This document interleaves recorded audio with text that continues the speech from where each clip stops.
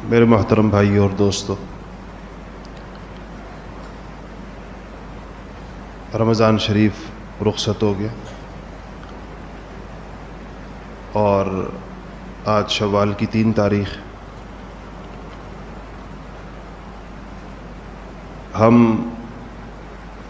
شعبان کے مہینے سے یعنی رمضان سے 1 ماہ پہلے رمضان کی آمد کی، اس کے استقبال کی، اس کو صحیح معنوں میں استعمال کرنے کی اور اس کے اوقات کی حفاظت کی، اس کی رحمتوں اور برکتوں سے فیضیاب ہونے کی اور اس کے نتائج اور مقاصد کو حاصل کرنے کی گفتگو کرتے رہے اور یہی کہتے رہے کہ یہ پلک جھپکتے یہ مبارک مہینہ گزر جائے گا۔ اللہ تعالیٰ کا شکر ہے کہ اس نے ہمیں عطا فرمایا، اس نے ہمیں نصیب فرمایا، اس نے ہمیں اس کے لیے زندہ رکھا اور کمیوں کوتاہیوں کے باوجود اللہ جل جلالہ نے اعمال کی توفیق نصیب فرمائی۔ دن کا روزہ نصیب ہوا اور رات کی تراویح اللہ پاک نے عطا فرمائی، تلاوت کرنے کی توفیق ہوئی، کتنے کتنے ختم قرآن پاک کے لوگوں نے کیے اپنی ہمت اور اپنی توفیق کے بقدر۔ گناہوں سے اجتناب رہا، حفاظت رہی بہت سارے گناہوں سے، اس پر تو ہم اللہ جل شانہ کا شکر ادا کریں، کیونکہ قاعدہ ہے کہ لئن شکرتم لازیدنکم، شکر کرو گے اللہ توفیق کو بڑھا دیں گے، مزید اضافہ فرما دیں گے۔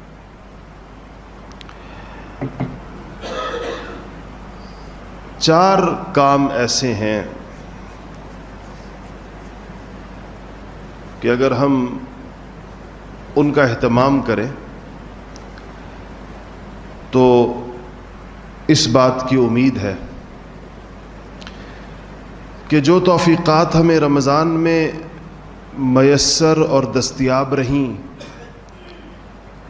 وہ انشاءاللہ ان کا سلسلہ جاری رہے گا۔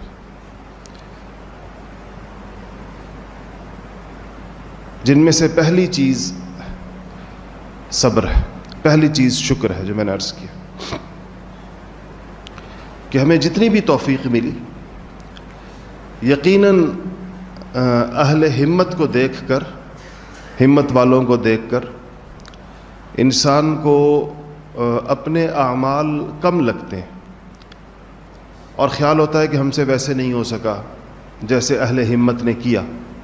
اس کے باوجود جو جتنی توفیق ملی، جتنا ہمدردی کی، اعمال کے علاوہ لوگوں کے ساتھ خیر خواہی کی، افطار کرانے کی، لوگوں کو کھلانے پلانے کی، یا اس نوعیت کی جتنی بھی توفیقات ملی، سب سے پہلے تو ہم اس کے اوپر شکر ادا کریں اور اس نیت سے شکر ادا کریں کہ اس تھوڑے پر، اپنے عمل کو تو ہمیشہ تھوڑا سمجھنا ہے، وہ تو انسان برباد ہو گیا جس نے اپنے عمل کو زیادہ سمجھ لیا، تو عمل کو تو تھوڑا سمجھتے ہوئے اس نیت سے اس کے اوپر شکر ادا کیا جائے کہ اللہ جل شانہ نے قاعدہ بیان فرمایا ہے کہ لئن شکرتم لازیدنکم، کہ تم اگر شکر ادا کرو گے تو اللہ جل شانہ بڑھا دیں گے تمہارے شکر کو، اللہ تعالیٰ تمہاری توفیق کو، تمہیں جو اللہ تعالیٰ کی طرف سے جو تم پر فضل ہوا ہے اس میں اللہ جل شانہ اضافہ فرما دیں گے۔ پہلی چیز تو یہ شکر گزاری ہے۔ دوسری چیز جس کی ہمیں مستقل عادت ڈالنی چاہیے لیکن رمضان کے بعد اہمیت کے ساتھ ذرا اس کو دیکھا جائے، وہ کہلاتا ہے محاسبہ نفس، اپنا احتساب، اپنا محاسبہ۔ ہمارے ہاں اردو اخبارات کے اندر یہ لفظ احتساب استعمال ہوتا ہے، عربی کا لفظ ہے، یہ درست معنوں میں نہیں استعمال ہوتا، اس کے لیے صحیح لفظ محاسبہ ہے، جس معنی میں استعمال ہوتا ہے اکاؤنٹیبلٹی کے معنی میں، اس کی لفظ محاسبہ زیادہ بہتر ہے بنسبت احتساب کے۔ احتساب کے اور معنی ہیں، قرآن و سنت کی زبان کے اندر، من قام رمضان ایمانا و احتسابا غفر له ما تقدم من ذنبه، بالکل ہی کسی اور معنی میں استعمال ہوتا، مثبت معنی میں استعمال ہوتا، ہمارے ہاں منفی معنی میں استعمال ہوتا۔ تو محاسبہ نفس کا مطلب یہ ہے کہ ہم غور کریں اس بات کے اوپر کہ تمام احوال موافق ہونے کے باوجود،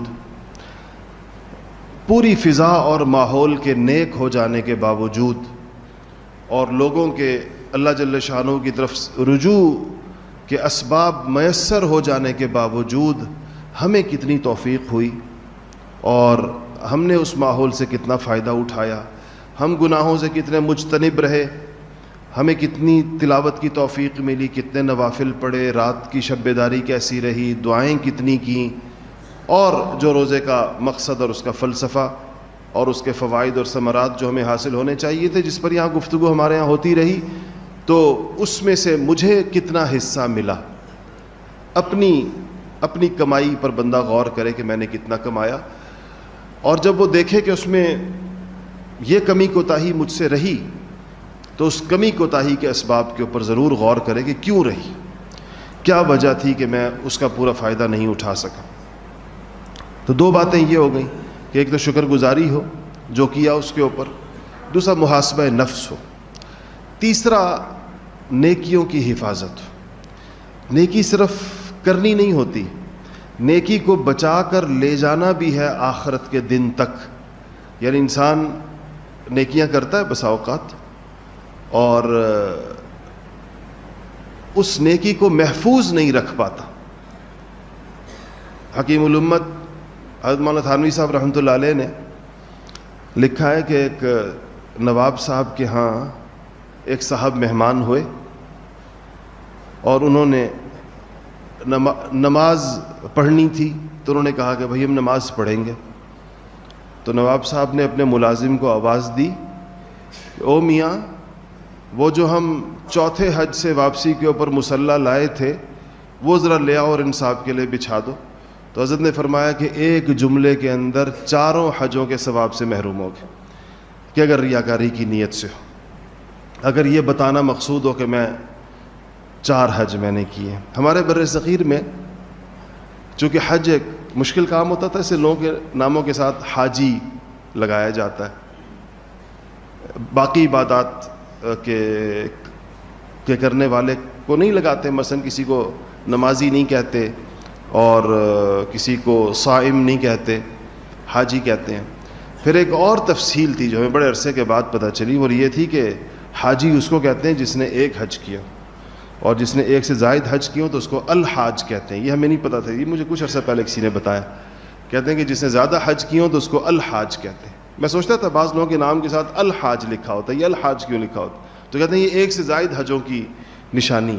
خیر، نیکیوں کی حفاظت، انسان نیکی کو بچا کر آخرت تک لے جائے، وہ چیزیں جو نیکیوں کے ثمرات کو ضائع کرتی ہیں، جیسے کسی پر اگر صدقہ اور خیرات کیا، کسی کے ساتھ کوئی احسان اور بھلائی کی، پھر اس کو جتا دیا تو وہ نہیں رہتا باقی۔ اگر اس کو اس کا احساس دلا دیا کہ بھائی میں نے تمہارے ساتھ اتنی نیکی کی، میں نے تمہیں یہ دیا، تمہیں وہ دیا، تو اس کے بعد اس کا اجر آخرت کے لیے باقی نہیں رہتا۔ اس لیے اپنی عبادتوں کو بھی، اپنی دیگر نیکیوں کو بھی، ان کی حفاظت بھی ہو۔ 3 باتیں ہو گئی۔ چوتھی بات یہ ہے کہ اب اعمال پر استقامت ہو، مداومت ہو، دوام ہو، اس کی پابندی ہو، استقلال ہو، ایک کنسسٹنسی ہو اس کے اندر، ایک تسلسل ہو کہ انسان نے جو چیز شروع کی۔ دیکھیں رمضان میں جو اعمال کیے جاتے ہیں اور جو کرنے آسان ہو جاتے ہیں، وہ صرف رمضان کے لیے نہیں ہوتے کہ وہ اس مہینے کے کوئی خاص اسکیجول ہے اور وہ پورا ہوا اور ہر چیز ہم نے ٹھپ کر رکھ دی، قرآن شریف واپس غلافوں میں رکھ دیے اور اونچے طاقوں پر رکھ دیے کہ اگلے رمضان میں اٹھائیں گے، اور راتوں کو اٹھنے کا معمول چھوڑ دیا، کوئی تھوڑے بہت روزے رکھنے کے نفلی روزوں کا جو اہتمام کرنا چاہیے وہ بھی بس سوچا کہ اب اگلے رمضان میں ہی رکھیں گے۔ نہیں، یہ تو ایک مشق تھی اعمال کو آسان کرنے کی، یہ اعمال تو کرنے سارا سال اور ساری زندگی ہیں، ان اعمال کو زندگی کا حصہ بنانے کے لیے اور ان پر عمل کو آسان کرنے کے لیے اللہ جل شانہ نے سارے ماحول کو ہمارے موافق فرما دیا تھا کہ اس ماحول سے فائدہ اٹھا لو اور اس کے خوگر ہو جاؤ اور اس کی عادت بنا لو۔ یہ مقصود تھا رمضان المبارک سے۔ اس لیے اب جس نے رمضان میں، اور اکثریت نے الحمدللہ، روزہ داروں کی اکثریت نے الحمدللہ رمضان میں تہجد پڑھی، آپ سب نے پڑھی۔ اب یہ سال کے 11 مہینے تہجد کیسے چلے گی؟ رمضان میں ہم نے بہت سی خرافات سے اور لایانی قسم کی چیزوں سے پرہیز کیا، فلمیں ڈرامے نہیں دیکھے اور فضول قسم کی کہانیاں قصے نہیں پڑھے، اس کی بجائے یہ اوقات ہم نے عبادت اور تلاوت کو دیے۔ یہ معمول ہمارا سال کے باقی 11 مہینے کیسے چلے گا؟ ہم نے جو لغویات سے پرہیز کیا، بلا وجہ کے جھگڑوں اور فساد سے اپنے آپ کو بچایا، اور اس بات کا ہمیں خیال اور احساس رہا کہ میں روزے سے ہوں اور مجھے یہ چیز زیب نہیں دیتی، ایک روزے دار کے لیے اچھی بات نہیں ہے، یہ احساس ہمیں سال کے بقیہ مہینوں میں کیسے دامنگیر رہے گا، کیسے ہمیں اس کا ہمیشہ استحضار رہے گا؟ اس کے لیے میں کچھ چیزوں کو دیکھ رہا تھا تو 10 باتیں سامنے آئیں قرآن و سنت کی روشنی میں، آیات اور احادیث کی روشنی کے، کہ استقامت کے حصول کے لیے، استقامت کہتے ہیں جو توفیق آپ کو ہو گئی، جس چیز پر آپ کو اللہ پاک نے جو چیز آپ کے لیے آسان کر دی اور آپ نے جو عمل کر لیا، اب اس پر جم جانے کا۔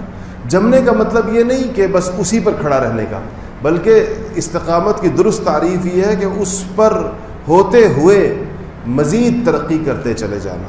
استقامت والا بندہ سٹینڈ سٹل نہیں ہوتا کہ اپنی جگہ پر بالکل کھڑا ہو جاتا ہے، نہ وہ دائیں جاتا ہے نہ بائیں، وہ جو اس کو توفیق ہو گئی وہاں تک تو وہ کھڑا ہو جاتا ہے اور مزید توفیقات اس کی زندگی کے اندر شامل حال ہوتی رہتی ہیں، اس کو استقامت کہتے ہیں۔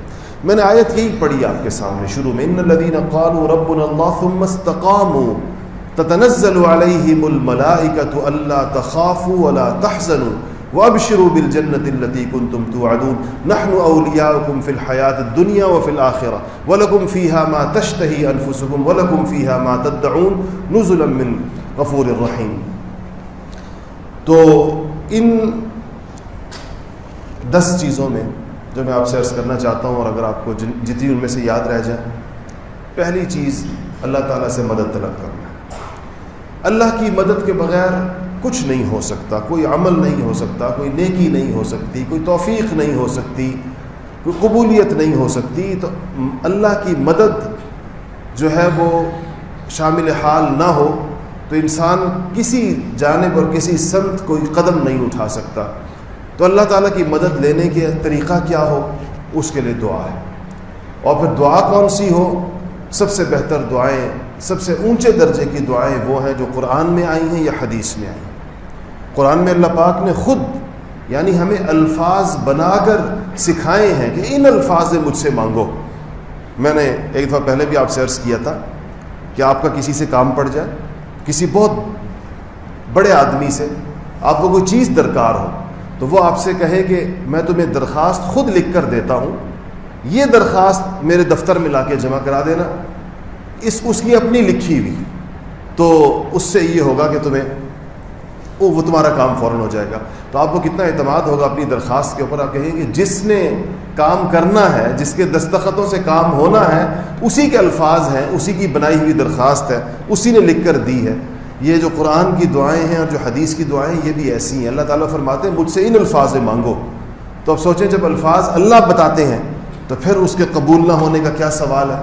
اللہ یہ کہ اللہ نہ کرے انسان کا کھانا پینا حرام ہو، اور جو دعا کی قبولیت میں جو چیزیں رکاوٹ بن جاتی ہیں اس کا بھی ذکر قرآن و سنت میں آ گیا ہے، حدیثوں میں تفصیل موجود ہے کہ یہ کام کرو گے تو دعائیں قبول نہیں ہوں گی، اگر اس طرح کرو گے تو دعائیں پھر اللہ پاک قبول نہیں فرمائیں گے۔ وہ موانع، یہ وہ روکنے والی چیزیں نہ ہوں تو وہ دعائیں مانگنی چاہیے۔ 4 دعائیں میں نے مختصر سی جو آپ کو یاد رہ جائیں، میں نے سوچا آپ کو بتا دوں کہ یہ دعائیں استقامت کے لیے۔ پہلی دعا ہے، قرآن کی دعا ہے، ربنا لا تزغ قلوبنا بعد إذ هديتنا وهب لنا من لدنك رحمة إنك أنت الوهاب.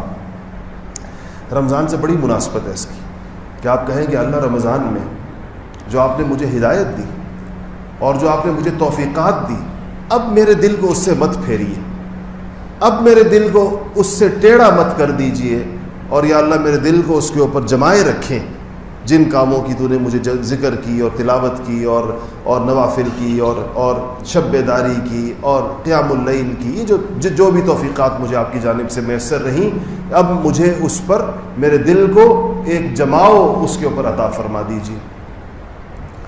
دوسری، ربنا افرغ علینا صبرا وثبت اقدامنا. ربنا افرغ علینا صبرا وثبت اقدامنا. افرغ علینا صبرن کا ایک دیہاتی سا ترجمہ ہے کہ اللہ ہمارے اوپر صبر کو گویا انڈیل دیجئے، ہمیں اتنا صبر عطا کر دیجئے.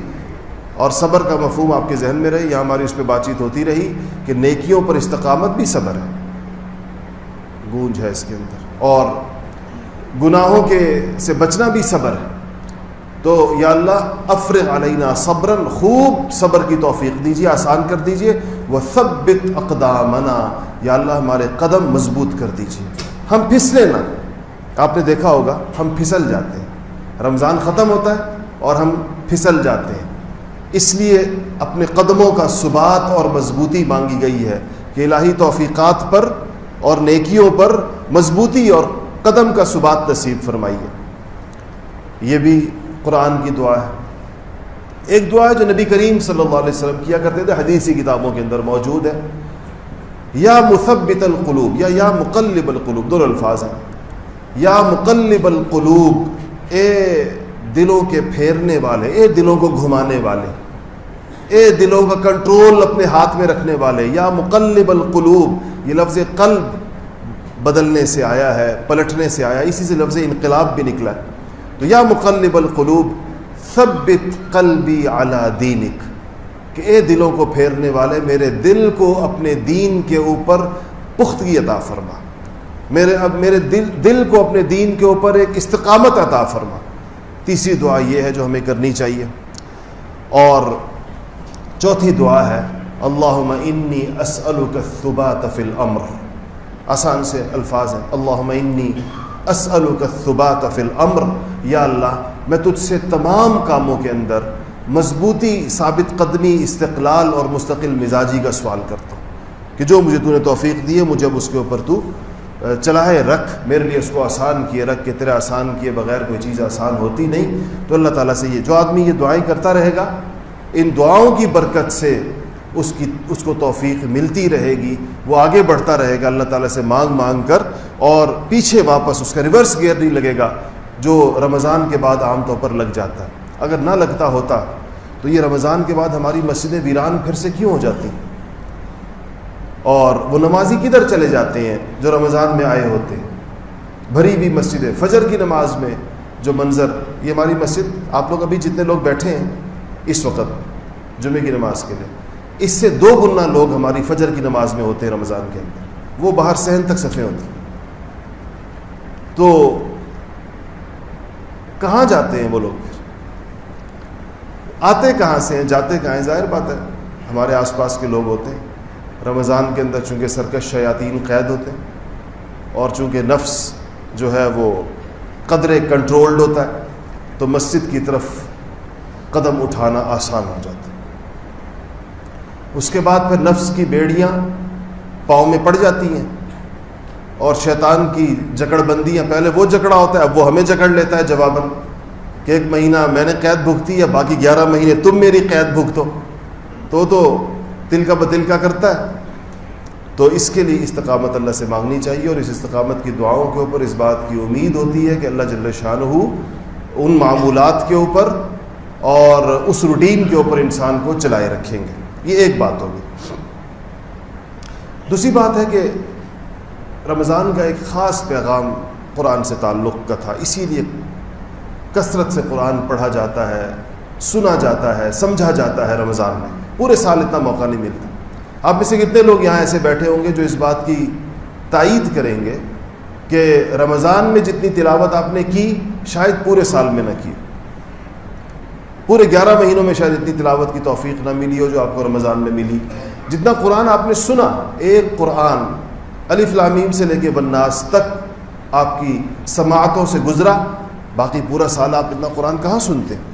اسی طرح یہاں ہم کہتے رہے آپ حضرات سے کہ قرآن کا کچھ حصہ سمجھنے کے لیے، تدبر کے لیے، تفکر کے لیے، غور و فکر کے لیے مخصوص کرنا چاہیے. اور رمضان میں کم سے کم قرآن کا ایک پاؤ، ایک ربع سپارہ اس کو اس نیت سے پڑھنا چاہیے کہ آپ اس کا ترجمہ بھی دیکھیں اور آپ اس کی تفسیر بھی دیکھیں اور آپ اس پہ غور و فکر تدبر کریں کہ اللہ جل شانہ کیا کہنا چاہتے ہیں. یہ چیزیں رمضان میں میسر رہیں. اب ہم یہ نیت اور ارادہ کر لیں کہ رمضان کے قرآن سے اپنے تعلق کو مضبوط کریں، قرآن سے رشتہ جوڑیں. شیخ الہند مولانا محمود حسن صاحب رحمۃ اللہ علیہ کا نام خدا جانے آپ نے سنا یا نہیں سنا. ہندوستان بر صغیر کے عظیم مسلمان رہنماؤں، علماء، بلکہ مجددین کے قافلے کے سرخیل تھے. انگریزوں نے قید کر دیا مالٹا میں. مالٹا ایک جزیرہ برفستان ہے، اور اس لیے کہ ان کی قید کے لیے مالٹا کا انتخاب اس لیے کیا کہ ہندوستان کی کسی بھی جیل میں اگر ان کو رکھا جاتا تو انگریز اس بات سے ڈرتے تھے کہ ان کے پروانے اور ان کے عاشق پورے بر صغیر کے مسلمانان بر صغیر بلکہ ہندوؤں کی بھی ایک بہت بڑی تعداد ان کی قیادت اور سیادت کو تسلیم کرتی تھی کہ یہ لوگ ان کو چھڑا لیں گے، اس جیل پر لوگ حملہ آور ہو جائیں گے. تو پورے بر صغیر میں، اتنے بڑے ملک میں ان کو کوئی جیل نہیں ملا جہاں پر ان کو رکھا جائے. ان کو لے جا کر مالٹا کے جزیرے میں قید کیا تھا. اپنی 4 سالہ قید کے بعد جب وہ واپس آئے 1919 میں، 1919، پورے 100 برس ہو گئے اس بات کو. آج یہ 2019 ہے اور وہ 1919 میں آئے تھے. اس 100 برس پہلے اس پیر دانا نے، اس مرد درویش نے یہ کہا کہ مالٹا کے قید خانے کی تنہائیوں میں میں نے امت مسلمہ کے زوال کے اسباب پر غور کیا. میں نے سوچا کہ امت پر زوال کیوں ہے، یہ امت ہر جگہ پٹ کیوں رہی ہے. تو تمام تفکر و تدبر کے بعد جو نتیجہ میں نے نکالا کہ اس کی 2 وجہیں ہیں. 2 باتوں کی وجہ سے یہ امت زوال کا شکار ہے. پہلی وجہ قرآن سے لا تعلقی ہے کہ قرآن چھوڑ دیا ہے امت، قرآن کا پیغام نہیں جانتی، پتہ نہیں ہے، ہر لحاظ سے اس کی حق تلفی ہے. نہ درست پڑھتے ہیں، ہمیں پڑھنا بھی صحیح نہیں آتا، نہ اس کو سمجھتے ہیں، ترجمہ بھی نہیں آتا، اس کی تفصیل بھی نہیں معلوم، اور نہ اس پر عمل کرتے ہیں. کسی بھی اعتبار سے قرآن کا حق ہم نہیں ادا کرتے، اور یہ بالکل حقیقت ہے 100%. وہ 100 سال پہلے انہوں نے فرمائی، 100 سال کے بعد بھی یہی صورتحال ہے. اور دوسرا فرمایا ایک وجہ قرآن کو چھوڑ دینا، اور دوسرا فرمایا کہ آپس کے اختلافات. کہ مسلمانوں کو زوال جو ان کا آیا ہے وہ ان آپسی اختلافات کی وجہ سے آیا ہے. ایک باہم نبرد آزما ہے ایک دوسرے کے ساتھ، اپنی تمام قوتیں ایک دوسرے کے خلاف استعمال کر رہے ہیں. وہ قوت جو مجتمع ہو کر کفار کے مقابلے میں استعمال ہونی چاہیے تھی، وہ ایک دوسرے کے خلاف استعمال ہو رہی ہے. کہا اگر یہ 2، اس پر فرمایا کہ میں نے اب جو زندگی باقی ہے اس میں یہی عزم اور ارادہ کیا ہے. پہلا الفاظ میں کوشش کر رہا ہوں کہ انہی کے ہوں کہ قرآن کو لفظاً اور معنن عام کیا جائے. قرآن کو لفظاً اور معنن عام کیا جائے. کیا مطلب ہے اس کا؟ لفظاً عام کرنے کا مطلب یہ ہے کہ قرآنی مکاتب قائم کر کے درست قرآن پڑھنا سکھایا جائے، قرآن کی صحیح تلاوت سکھائی جائے. اور معنن عام کرنے کا مطلب یہ ہے کہ مسلمانان بر صغیر کو اس کا ترجمہ، اس کی تفسیر، اس کو سکھایا جائے کہ قرآن کیا رہا ہے، اس کا پیغام ان کو سکھایا جائے اور ان کو بتایا جائے. پہلی بات کا کے لیے حل یہ ارشاد فرمایا، اور دوسری بات کے لیے ارشاد فرمایا کہ مسلمانوں کے درمیان اختلاف کو کسی بھی قیمت کے اوپر برداشت نہ کیا جائے، یعنی اس کو فروغ نہ دیا جائے کسی صورت کے اندر. وہ جس کو آپ ہیٹ سپیچز کہتے ہیں نا، نفرت آمیز تقریریں، اور ایک دوسرے کے اوپر کفر و شرک کے فتوے، اور ایک دوسرے کو جو ہے وہ گمراہ اور فتنہ پرداز کہنا، اور لوگوں کے دلوں کے اندر ایک دوسرے کے بارے میں نفرت کے جذبات کو پیدا کرنا، اس کو کسی قیمت کے اوپر برداشت نہ کیا جائے. اس عمل کی کسی قیمت پر حوصلہ افزائی نہ کی جائے، اور نہ ایسے لوگوں کو اپنے معاشرے کے اندر آزادانہ کام کرنے کی اجازت دی جائے. جو معاشرے کو توڑ رہے ہیں, جو لوگوں کے درمیان افتراق اور انتشار پیدا کر رہے ہیں. یہ دو باتیں اس پیر دانا نے کہی تھی, اور آج بھی اگر آپ دیکھیں گے تو آپ کو اپنے تمام مسائل کی جڑ انہی دو باتوں کے اندر نظر آئے گی. یوں تو بے شمار باتیں ہو سکتی ہیں, لیکن جو اس کا مغز اور اس کا خلاصہ ہوگا وہ یہ دو ہوگا. تو دوسری چیز میں نے عرض کی, قرآن سے تعلق جوڑی ہے.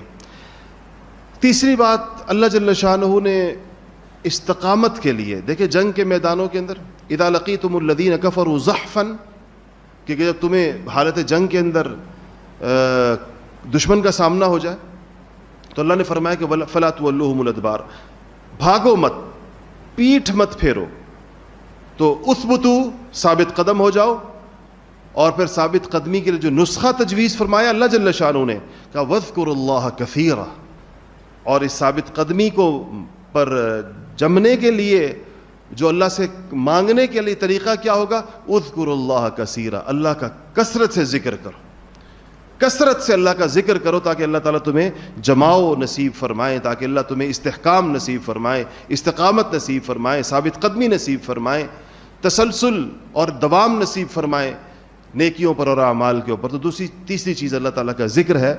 ہم یہاں ذکر کی مجالس بھی اسی لیے کرتے ہیں کہ ذکر کا شوق پیدا ہو. اتوار کے دن عصر کے بعد ہمارے یہاں مجلس ذکر ہوتی ہے, ذکر کا شوق پیدا کرنے کے لیے, تاکہ تنہائیوں میں ذکر کرنے کی عادت پیدا ہو. ماحول میں کریں گے, مل کر تھوڑی عادت پڑے گی, مانوس ہوں گے, پھر تنہائیوں میں کرنے کی توفیق بھی ہوگی. چوتھی چیز جو استقامت کے لیے کام آتی ہے وہ یہ, مزاج یہ بنائیے کہ احکامات شریعت کے سامنے سر جھکائیے, سرنڈر کیجیے, باطل تعویلات کا مزاج نہ بنائیں. ہم اس ممبر سے مسائل بیان کرتے ہیں, لوگ چیں بجبیں ہوتے ہیں, یہ بات کیوں کہی, اور پھر اس کے لیے عجیب رقیق تعویلات کرتے ہیں. ہم کہتے ہیں داڑھی رکھو بھائی, داڑھی سنت ہے, واجب کے درجے میں ہے, سنت الانبیاء ہے. فوراً کہتے ہیں سارا دین داڑھی میں تو نہیں ہے. ہم نے کب کہا ہے سارا دین داڑھی میں ہے؟ ہم نے تو کہا دین میں داڑھی بھی ہے. اور کوئی کہے گا او داڑھی والے تو آج کل یہ بھی کرتے ہیں, داڑھی والے, اس کا کیا تعلق ہے آپ کی سنت پر عمل کرنے سے؟ یہ وہ باطل اور رقیق تعویلات ہیں جو خالص شیطان کی سجھائی ہوئی ہوتی ہیں. ایک عمل کی آپ کو دعوت دی جا رہی ہے, آپ کو, ہم کوئی اپنے گھر سے بنائی ہوئی گھڑ کر باتیں تو نہیں کر رہے ہوتے, یہ قرآن و حدیث کے اندر آئی ہوئی اللہ اور اس کے رسول کی باتیں. اس ممبر پر بیٹھنے کی ہماری ذمہ داری ہے کہ ہم آپ کو وہ بات بتائیں جو قرآن و سنت کے اندر ہے. یہ ہمارا منصب ہے, ہم سے اس پر قیامت کے دن پوچھا جائے گا. اور آگے سے لوگوں کی تعویلات سن کر گویا کہ ارادہ ہی نہ ہو جیسے انسان. یہ شریعت کے سامنے سر جھکائے ہوئے انسان کا یہ طریقہ نہیں ہوتا. اپنی کوتاہی مانی ہے کہ مجھے توفیق نہیں ہے, اللہ مجھے توفیق عطا فرما دے. بے شک یہ رسول اللہ کی سنت ہے اور ہر مسلمان کو رکھنی چاہیے, اور یہ اس کی ہونی چاہیے. اسی طرح شریعت کے دیگر احکامات ہیں, جو حکم شریعت ملے, جو حکم شریعت دلیل کے ساتھ, قرآن و سنت کی دلیل کے ساتھ آپ تک پہنچے, اس کے آگے سر جھکائیے, مانیے اس کو, چاہے آپ کا اس پر عمل ہے یا نہیں ہے, کہ ہاں یہ اللہ کا حکم ہے, یہ رسول اللہ کا طریقہ ہے, ہمیں اس کے اوپر ہونا چاہیے. ہماری کوتاہی ہے, ہماری نالائقی ہے, ہم سے نہیں ہو سکا ابھی تک.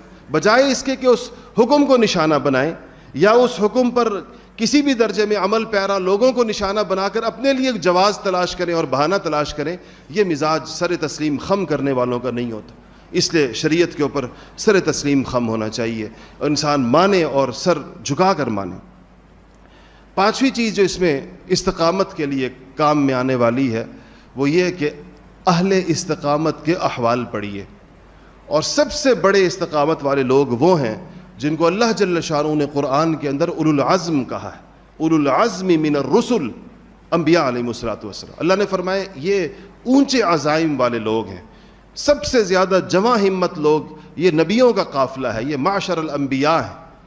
انہوں نے اللہ تعالیٰ کے احکامات کو لوگوں کی زندگیوں میں لانے اور اللہ کا پیغام لوگوں تک پہنچانے کے لیے جیسی جاں گسل انہوں نے تکالیف برداشت کی ہیں, کوئی اور اس کا تصور نہیں کر سکتا.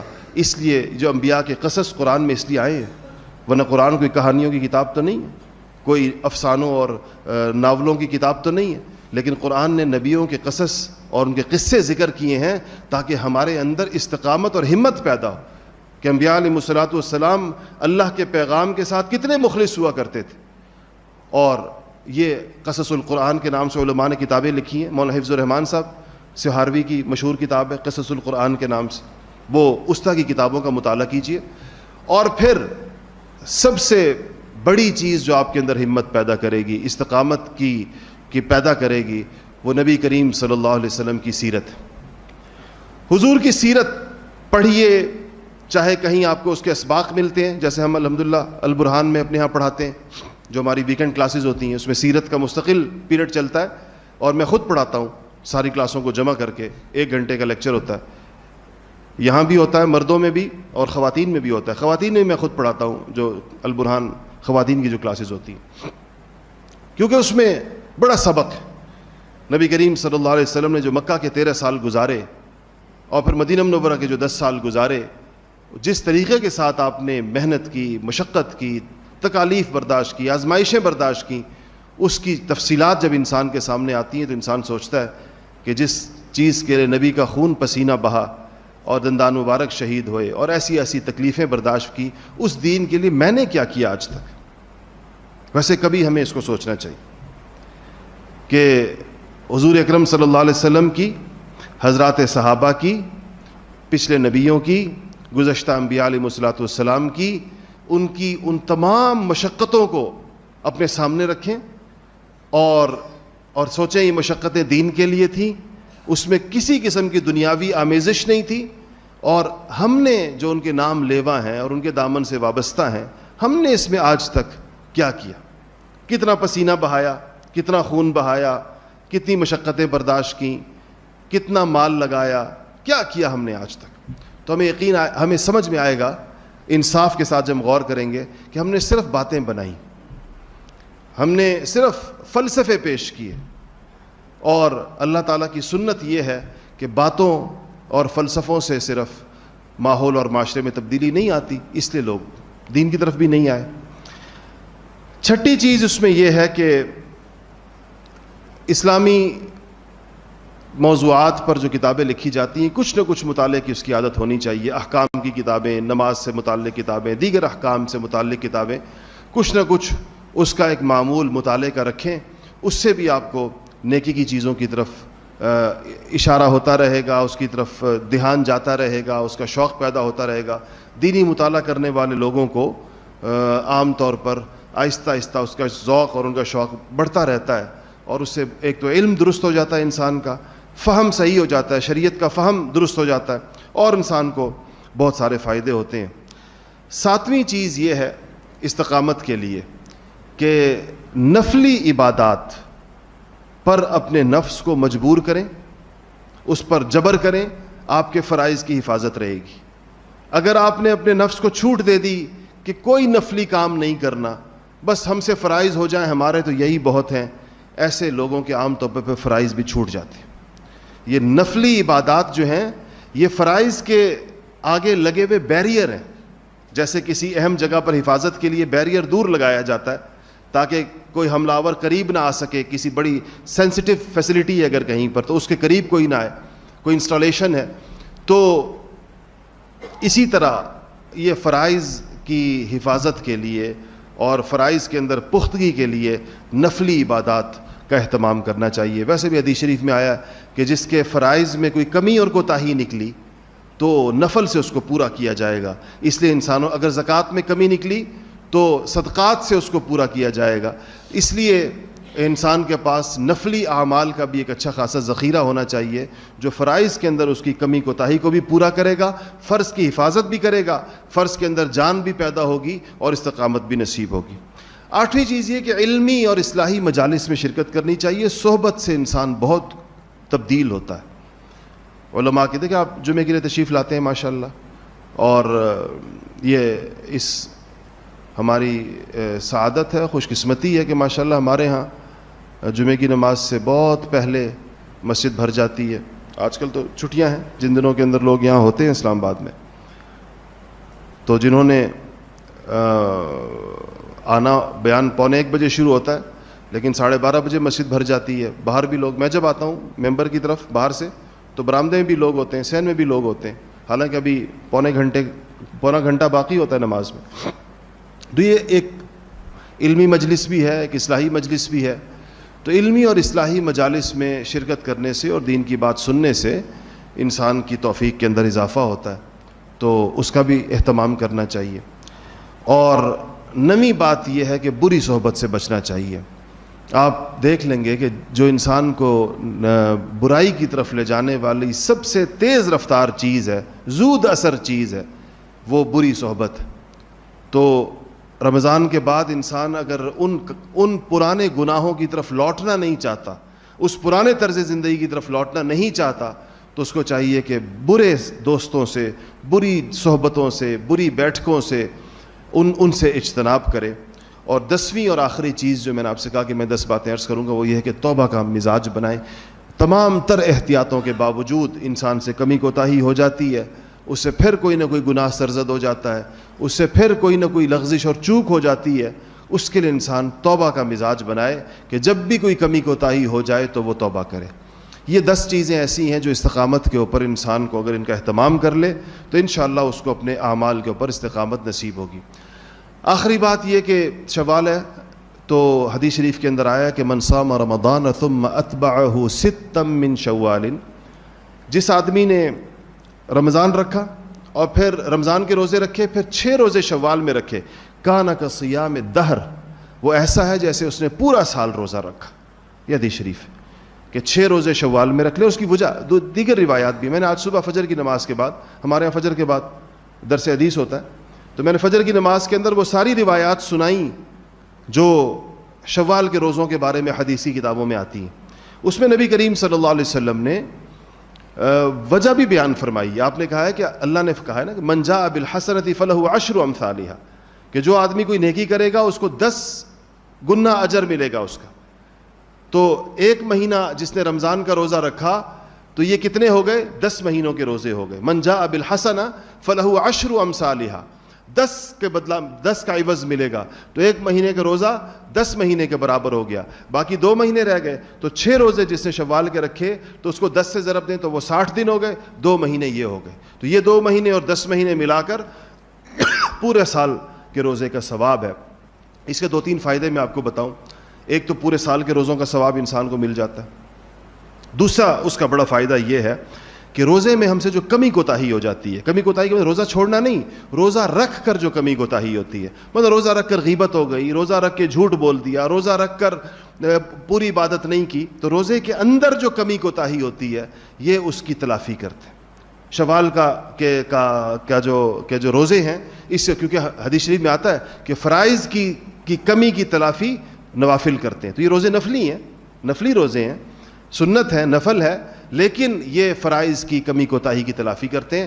تیسرا فائدہ اس کا یہ ہے کہ ایک عمومی اصول ہے کہ انسان کی جو چیز قبول ہو جاتی ہے اس کو اس کی توفیق زیادہ مل جاتی ہے.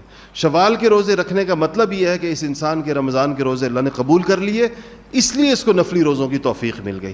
جس آدمی, یہ توفیق کی ایک علامت علماء نے بیان کی ہے کہ انسان کا جو عمل قبول ہوتا ہے اس عمل کی مزید توفیق اس کو مل جاتی ہے. یہ پچھلے عمل کی قبولیت کی دلیل ہوتی ہے. تو اس لیے شوال کے 6 روزوں کا بھی اہتمام کرنا چاہیے. اللہ جل شانہ ہمیں اس پہ عمل کرنے کی توفیق نصیب فرمائے. آج سوال و جواب کی نشست نہیں ہوگی.